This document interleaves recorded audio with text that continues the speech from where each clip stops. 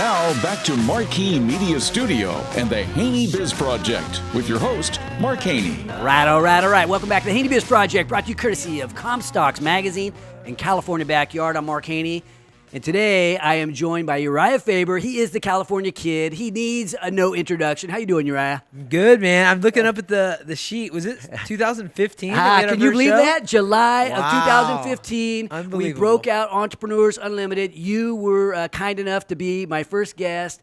I was extremely nervous. You held my hand. You got me through it. Everything's going to be all right. And, so I appreciate you helping me launch the show and helping me in so many ways. 2015. Yeah, it is going crazy. We're growing. We're now on iHeart, right? We're on Talk 650. We're on the Marquee Media.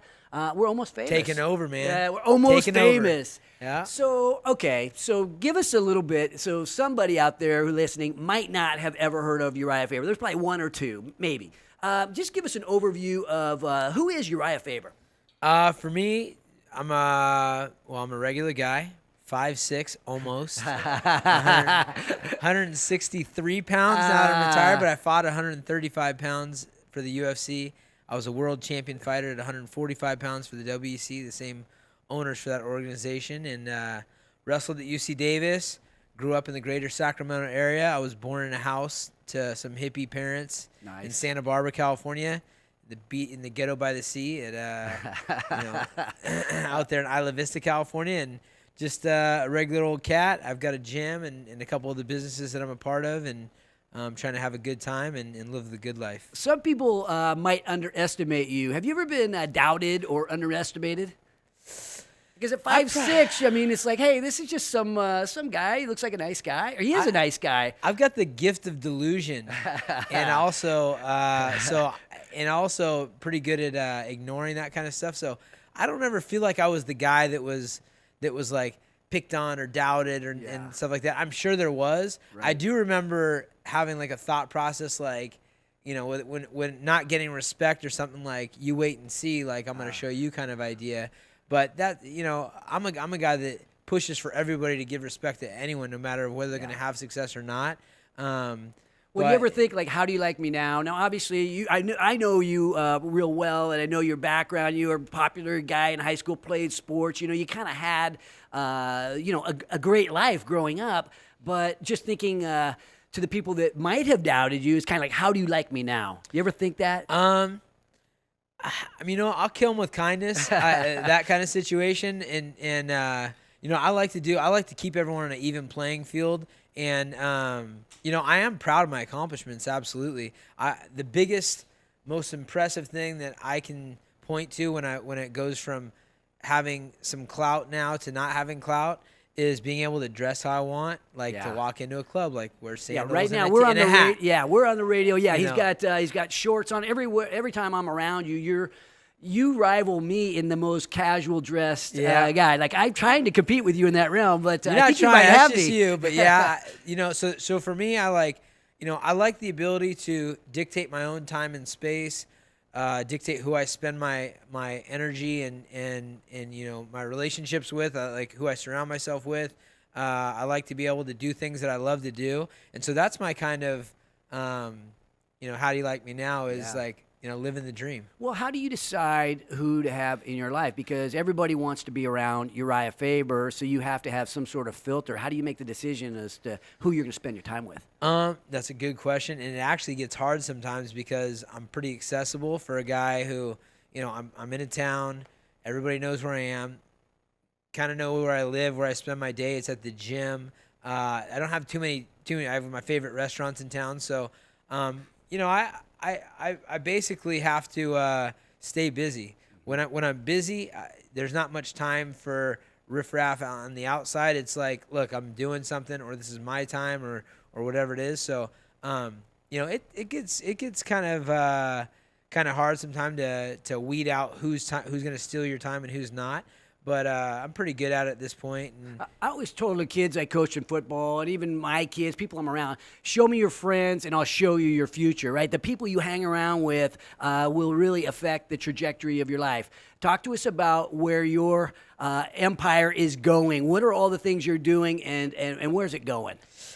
Yeah, there's a lot of truth to that. And I mean, it works both ways. You either are drawn to other people that are running the same as you. And I think I've talked about this before, but I talk about it in my book. It's like, if you and I want to sit down and have a conversation, you're sitting right here, here I am going to sit up. If I want to continue my conversation with Mark Haney and he gets up and starts walking, I need to get up and I need to start walking too. And if he starts running, I got to run alongside him. If he gets on a bike, I got to get on a bike and so on and so forth. So for me, it becomes one of those things where, to be able to hang, you have to be doing. And I can inspire people to do that with me, or I can be drawn to new folks in my life that are on the same trajectory. And I feel like there's both. There's guys that have come along on the journey, and there's guys that I'm immediately drawn to and, find a kinship and start hanging with. You know? Well, you've had Tommy by your side since the beginning. Talk to us about like your inner circle. How do you develop an inner circle for this empire? The inner circle comes down to loyalty, and I feel like I'm a good judge of character. They always say, a good friend will bail you out of jail. Best friend will be in jail right next to you. And I'm kind of I like that kind of mentality. Like you're in the thick of things, I love that. And somebody's with you, and so you can kind of see who those guys are when push comes to shove. I've had times. I remember, times doing stuff. I remember my girlfriend in high school. I was with her for 10 years. It was a strong relationship. And I remember I got really drunk in college one time and embarrassed the hell out of myself and in turn her. And I remember her just like being a little bit mad, but still having my back at the moment. Yeah. But like scolding me later, like, and I like that kind of thing. No matter what was going on, she had my back. But at the end of the day, she gave me a pep talk on like, hey, you got to clean your shit up. Yeah. And so for me, we may have to use the bleep button on that, Jeff. Possibly. Yeah.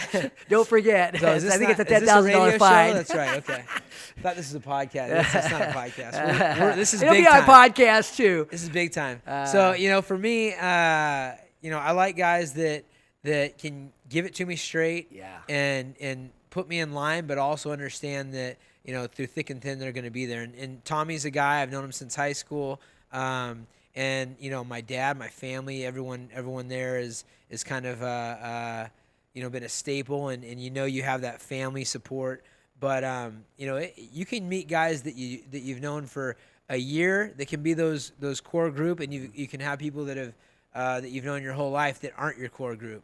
Yeah. So it comes down to, what is a person about? What is their integrity? How have they responded to what your relationship's been? And it's pretty easy to find out, but there's also, you can get duped, and I've had that happen quite a few times as well. Yeah, and when that happens in business, it can cost you a lot of pain and suffering, sometimes a lot of cash. Well, let's find out about your business. This is an entrepreneurial show. It is about winning, so this is, very relevant stuff to me and the people that are associated with the entrepreneurial revolution. But I don't think everybody knows your entrepreneurial endeavors. You're into so many things. Can you give us like an overview of all the stuff you're into, and how do you sort out the time allocations? So the big business is mixed martial arts. That's what at my core is. It's being an asset myself. I was just in a movie. I've endorsed products. I become parts of business because of my endorsement. My time is worth money. I give motivational speeches or seminars. I coach my team in my gym. That's me as a business and individually. Working on a podcast myself and things that are, Urijah related. That's one business in itself. Then I have my gyms, and the gyms are its own entity. I've got the UFC Gym in Rocklin. We've got another one we're going to work on in Folsom. I've got Urijah Faber's Ultimate Fitness, which is in downtown Sacramento. That's the big one in Sacramento. The big one in Sacramento. Then within that, I have my team. My team is its own separate entity. It's a professional organization. Team Alpha Male. Team Alpha Male. Team Alpha. We've got alpha males and females. Oh, excuse me. Yeah, we've got them both. We've got our own set of sponsorships, our own revenue streams, our own investment funds to build the future, etc. and our own trajectory plan to grow that with affiliates and online university and a couple other concepts that could do really well. I'm working right now with expansion into China, and I'm negotiating with some folks on that. And so that's its own business. And then within that, I have different businesses that are not MMA related necessarily, but I'm a part of. That's Torque Clothing and Vibe Health Bar and Liquidology and Purist Labs and Trifecta Nutrition. Our friend Greg Conley. And I'm trying to get you involved Kombucha with our man Garrett Marchesano. Yeah, we got our Vito headphones. Sport, the headphones. I brought out the headphones because we're trying to get you on board for that. So yeah, we just had a great discussion actually, and I've really enjoyed the product, and I need that. Yeah. And I have a lot of ways that I can help out and open some doors. So I'm pumped to be on the team. We're just meshing out those details now. So love it. For me, a lot of the stuff is still related.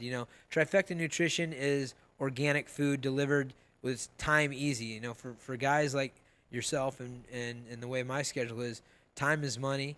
If you can save an hour here or save an hour there by not having to cook a healthy meal and still get that good stuff in your body, then that's good. That's Trifecta Nutrition, Kombucha Culture to Kombucha Distribution Company. We've got Purist Labs, a supplement company. It's all health. It all ties back to your core values of health and living right and chasing the dream. What's the dream look like for Urijah Faber moving forward? You're into so many things. If you were to project out the future Urijah Faber, what's he look like? First, freedom. That's what people always ask me what my motivation, or even during my fight life, it was like, what's your motivation? What keeps you going? And I'm like, freedom. I want the time to be my time. And so the things that I'm interested in now, I just filmed my first movie that I was a producer on. I wasn't in. It was a lower budget movie we're going to make an awesome product on. I've got a slate of 5 movies in the entertainment world. I'll be on screen on a couple of them, but the first 2 I won't be. I'd like to continue in that path a little bit more with the entertainment world. Podcasts, movies, TV shows, etc., as a producer and on screen and as a talent. And one part I didn't talk about is everything that comes back to real estate. So then I have my businesses, that's the mixed martial arts world, and how that pawns out into a bunch of different things, including the nutrition and the team and keep myself as a brand that's relevant. And then any money that's made, I'm always looking to parlay into real estate. I've got the commercial building that my gym is in, and I've got, some rentals, and I've got, a bunch of projects that have been basically complete remodels with my dad, who's a contractor. And I think that's the long haul play, is entertainment, fighting, and real estate. Entertainment, fighting, and real estate. So that sounds like banging. We always talk on the show about, are you hanging or are you banging? When you're banging, you're at your very best. You're advancing the ball. You're at your very best opportunity. But everybody needs their downtime. So even a guy like Urijah Faber, who's banging all the time. What do you do when you're in your hang time? For me, anything in the sun is good. I like rivers. I like lakes. I like the ocean. Some of these trips, I've been fortunate enough to where, like this last 6 months, for example, I was in Australia. I was in Mexico. I was in, a couple parts of the U.S., like Texas and Colorado and things like that. And I'm there doing appearances, but I'm also enjoying myself. If I can get out to the river, or the lake, or the ocean, I'll do that. Australia was amazing. I'm getting ready to go to Singapore. We've got some fighters going. So I still I'm a fan of the sport, so I like being part of the fight life, and I like going to nice places that have sun in the ocean. Urijah Faber, living the life. We're going to ask you to stick around. We're going to talk a little bit about the Entrepreneurs Organization of Sacramento. You and I are in the same forum in Sacramento EO. But coming up after the break, we're going to talk to Jason Bartlett. He's the founder and CEO of JKB Financial. Join the revolution at HaneyBiz.com. Brought to you courtesy of Audi Rocklin and DCA Capital. This is the HaneyBiz Project.